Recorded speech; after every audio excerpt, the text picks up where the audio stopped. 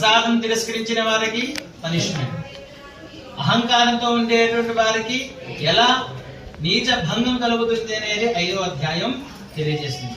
అయితే ఈ 5వ అధ్యాయంలోని తుంగధ్వజుడు అనే ఒక రాజుగారు ఉండేవారు. ఆ రాజుగారికి 9 కుమారులు ఉన్నారు. సత్యవంతుడు, గుణవంతుడు, ఇంద్రియములను జయించిన వాడు, ప్రజలను కన్న తండ్రి ప్రజా పరిపాలన చేస్తున్నారు. అయితే ఆ రాజుగారు ఒకనాడు అరణ్యానికి వెళ్ళి వేట చేద్దామని చెప్పి ఆలోచన చేసుకొని అరణ్యానికి వెళ్ళి వేట చేసుకొని తిరిగి వస్తూ ఉండగా మార్గ మధ్యములో ఒక మారేడు చెట్టు కింద యాదవ శ్రేష్ఠులందరూ కూడా వ్రతము చేస్తున్నారంట భక్తి శ్రద్ధలతో.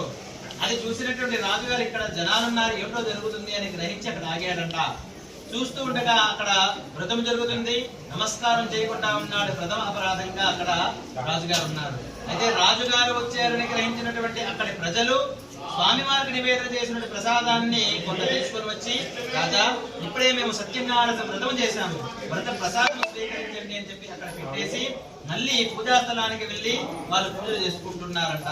అయితే రాజుగారు ఏం ఆలోచన చేశారు, యాదవులు వీరవడం ఏమిటి, నేను తీసుకోవడం ఏంటి అని నీచముగా భావించి ప్రసాదం స్వీకరించకుండా రాజ్యానికి వెళ్ళిపోయాడంట. కొద్ది రోజులు జరపక ముందే ఎటువంటి అనారోగ్యం లేనటువంటి వారి యొక్క 9 కుమారులు కూడా చనిపోయారంట. రాజుగారి యొక్క రాజ్యాన్ని తమ యొక్క మిత్ర